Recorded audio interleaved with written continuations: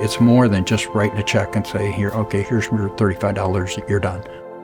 That helps, don't get me wrong, but that's not planned giving to me. I took a job with Iowa Methodist Medical Center as a staff accountant.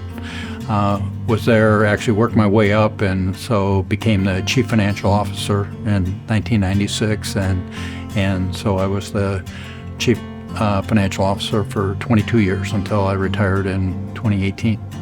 So here I am, retired, and do a lot of hunting, fishing, and farming.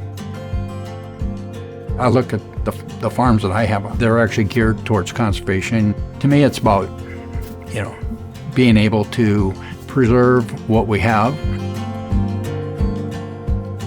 Individual by the name of Jim Youngblood was actually active with NGOF, and he actually came to me at one point and he said they could use some financial support, not just in terms of money, but in terms of just helping them out in terms of strategy and finances, etc.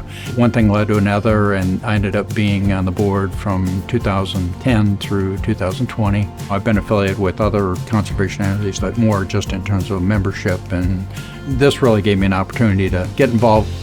I like their mission in terms of trying to better enhance conservation and such in the community, and do things like on a broader basis and be more actively firsthand involved. We started out pretty slow, I'll say that. When in the early years, as we grew, we actually came to a point where we were able to expand.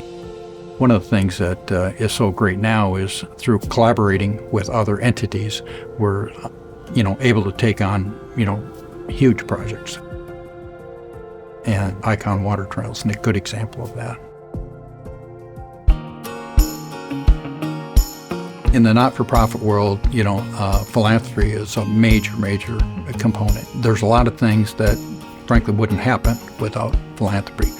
My definition is it's part of your life, it's part of your mindset, your planning at home. It's more than just writing a check. I think it's really a conscious effort by the donor to think, okay, how much can I afford?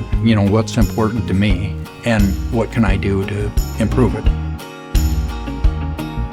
The degree of planned giving obviously varies hugely. Some people give millions of dollars, some people give $500, and that's fine, as long as it's supporting what they want to do. The other nice thing with planned giving is, there's multiple options. People leave money through an estate. Some people do it just write a check.